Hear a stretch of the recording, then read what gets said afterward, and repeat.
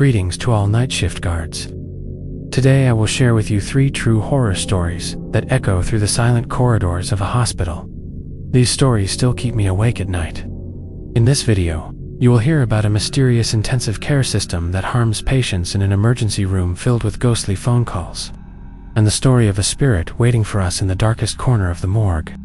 Before diving into these stories, I want you to answer this question within yourself and listen to the story without forgetting the answer.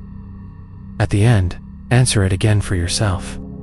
Do you think the dead can still call us when they need help in their final moments? In these stories, logic, science, everything has vanished.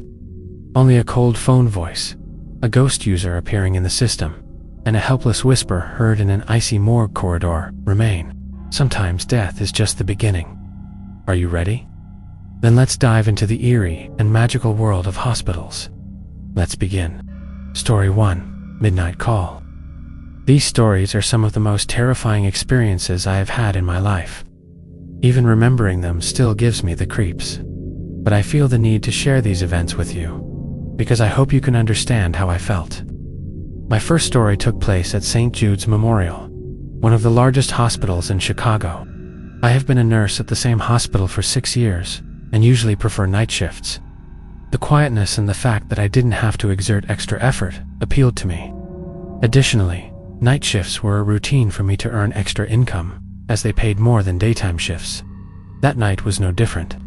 I was on duty in the emergency room, and it was around 2 a.m. The hospital was almost completely silent. Only a few patients remained, and my shift partner Jessica had gone outside for a coffee break. I was sitting at the nurse's station, organizing the paperwork that had accumulated over the week, when the phone rang. It was an internal line, meaning the call was coming from within the hospital. When I picked up the receiver, I heard the voice of a young girl on the other end. Her voice was filled with anxiety, and she was speaking hurriedly. "Nurse, please hurry. Someone is dying in room 408 on the 4th floor. Please come immediately." I immediately asked, "Who is calling? Are you a patient or a patient's relative?" "I'm a patient's relative," she said, and added, "Please hurry." Then she hung up. I immediately got up and dialed the security phone number to report the situation. I went to the 4th floor with a security guard. The 4th floor was the infectious diseases ward, and only one nurse was on duty during the night shift.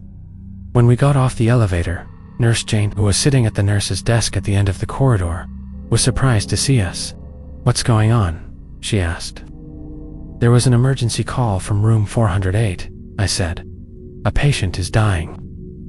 Jane's face turned pale, and she replied in a trembling voice, "Room 408 has been empty for 3 days. There's no one there." This fact froze my blood. Still, we went to check the room. When we opened the door, the room was indeed empty. The beds were neatly made, and there were no belongings. The security guard carefully checked every corner, even the bathroom, but found no one. "But the call really came from the 4th floor," said the security guard, checking his phone. "The system shows it that way." So who had called? Was the security guard hallucinating, or was someone playing a prank on us? Trying to convince myself, I said, "Maybe they called from another room and gave the wrong number." That night, I couldn't shake the incident from my mind. No matter how hard I tried to find a logical explanation, the unease inside me persisted. A week later, during the same shift and at the same time, the phone rang again. It was the same young woman's voice. "Nurse, please come to the 4th floor. Someone is dying in room 408. This time I asked more firmly, "Who are you? Which room are you in?" "I'm in 408.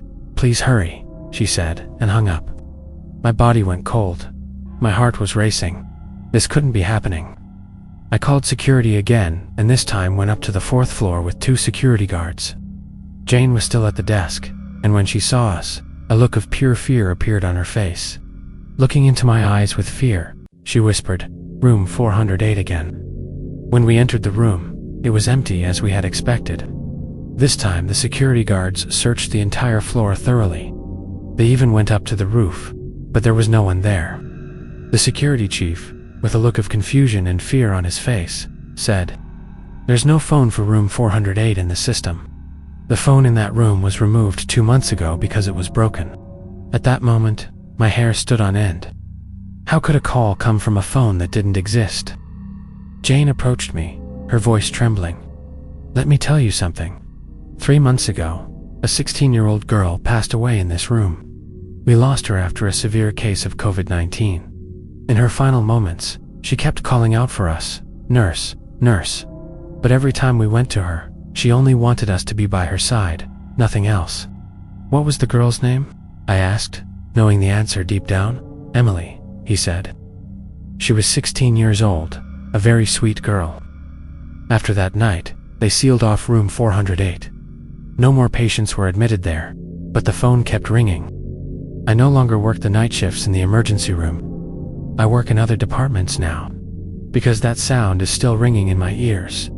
The sound of that young girl calling out to us in fear during her final moments. You must not forget this. Those who work in hospitals may be trying to help not only the living patients but also the spirits that may still be among us. Perhaps we are unaware of this. Just as many things are hidden from us, this too may be hidden. Because death is not always the end. It is just another state. And perhaps the only true reality is death. Story 2. The Intensive Care Ghost. Intensive care is a place for the half-dead. All doctors and nurses know and accept this, but they cannot say it directly to people. This incident occurred last year when I started working in the intensive care unit of a private hospital. The hospital was a modern facility, equipped with state-of-the-art technology. All medical devices, patient monitoring systems, medication dosages, vital signs, everything was controlled via computer. Working in intensive care is a challenging job. Patients are often in critical condition, families are anxious, and the atmosphere is always tense. But technically, everything was under control. We were working that night. We had a total of 8 patients, and 3 nurses were on duty. I was responsible for monitoring patients 1, 3, and 5. Patient 1 was a 45-year-old man who had suffered a heart attack. His condition was stable, but serious. Patient 3 was a 60-year-old woman with respiratory failure. Patient number 5 was a 70-year-old man with multiple organ failure. His condition was critical. Around 1 a.m., the monitor for patient number 5 started beeping. I rushed over to him. His pulse had dropped significantly, and his blood pressure had dropped to dangerous levels. I immediately called the doctor, and together we stabilized his condition. At 2 a.m., the alarm went off again. This time, it was patient no. 1. His heart rhythm was irregular, so we intervened with a defibrillator. His condition returned to normal. At 3 a.m., the alarm went off for patient no. 3. There was a problem with the ventilator, and his oxygen saturation had dropped.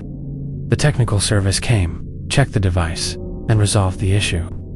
It was unusual for so many alarms to go off in such quick succession. Patients were generally stable, and it was rare for 3 patients to deteriorate at the same time.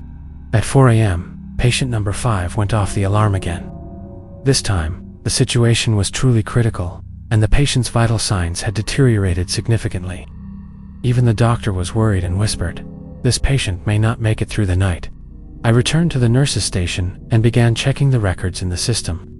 At that moment, I noticed something odd on the computer screen. I could see all the interventions performed on the patients throughout the night, but one detail caught my attention. According to the system, I had triggered all the alarms that had gone off during the night. In other words, according to the computer, I was harming my own patients. I was changing their medication doses and sabotaging their devices. This is impossible, I muttered to myself. I opened the computer's system log and looked at the detailed records. At 1 a.m., the system log read, "Nurse Grace Davis increased the cardiac medication dosage for patient 5 by 300%.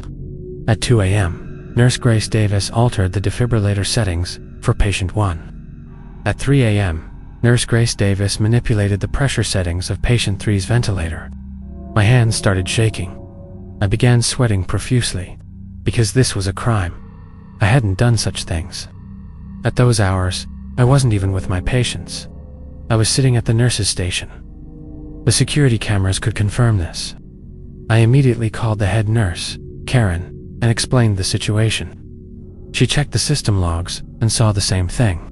"This isn't possible, Grace," she said. "You were at the desk at that time. I saw you. but the system shows otherwise. We reviewed the security cameras. The cameras indeed showed me sitting at the nurse's station. I hadn't entered the patient rooms, but the system logs indicated a different reality. There must be an error in the system, we said, and called technical support. The technician arrived and checked the entire system. The system is functioning perfectly. There are no errors, he said.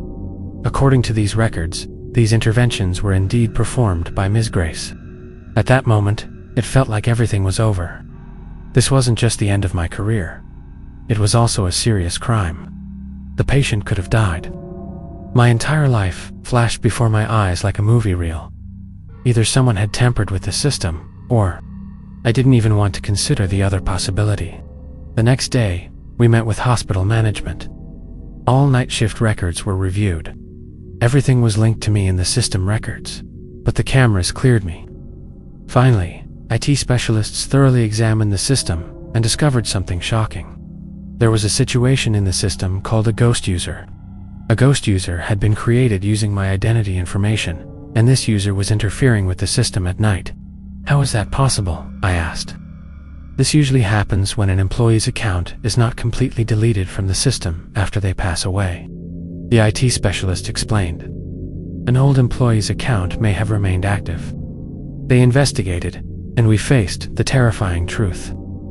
There had been a nurse named Lisa working the same shift as me before I started. She had died in a car accident 6 months earlier.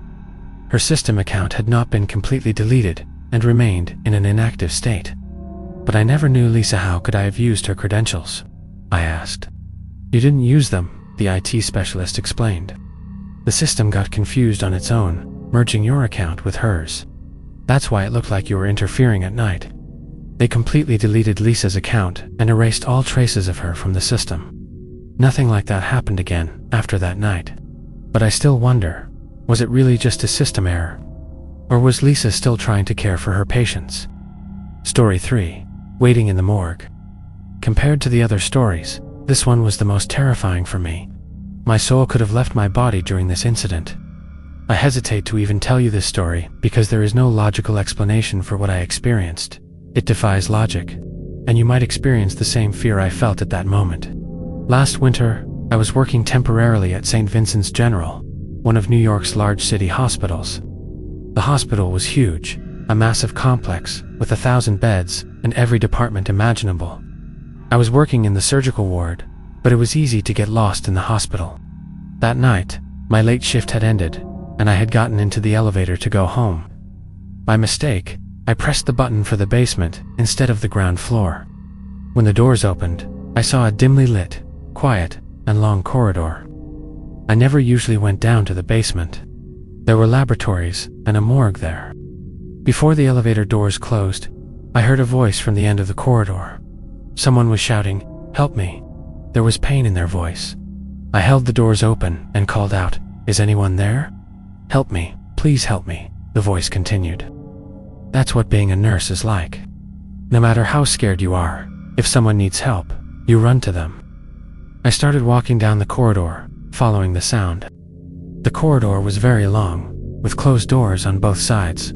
Laboratory doors, storage room doors, and at the end of the corridor, the morgue door. The voice was coming from the direction of the morgue. My heart was racing, but I approached anyway. "Who's there?" I called out.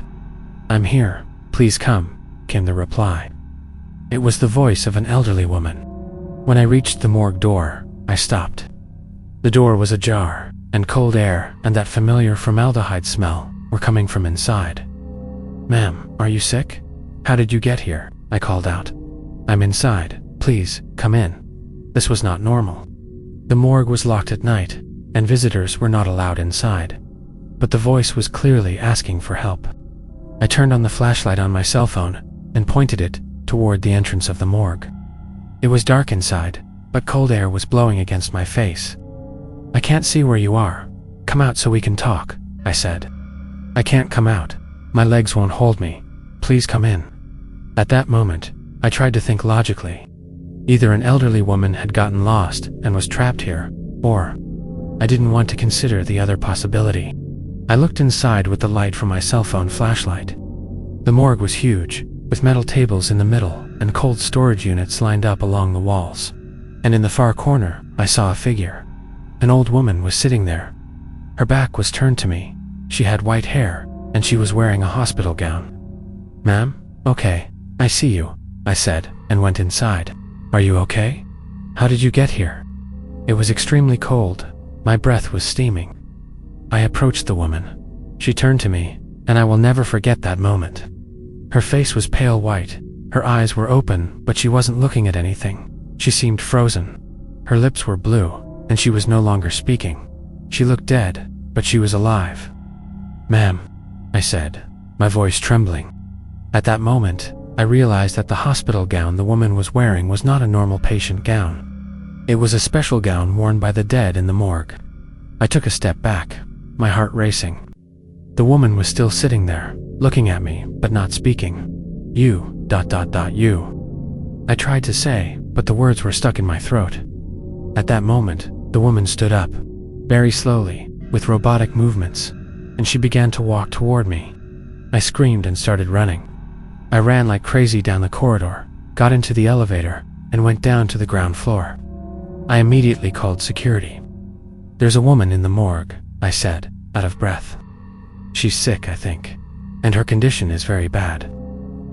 The security guards came down to the basement with me. We went to the morgue and opened the door. There was no one inside. They checked all the cold storage units, and they were all locked. "There's no one here, ma'am," said the security guard. "Maybe you were dreaming." "No, I saw her. She spoke to me." I insisted, but no one believed me. I could never forget what happened that night.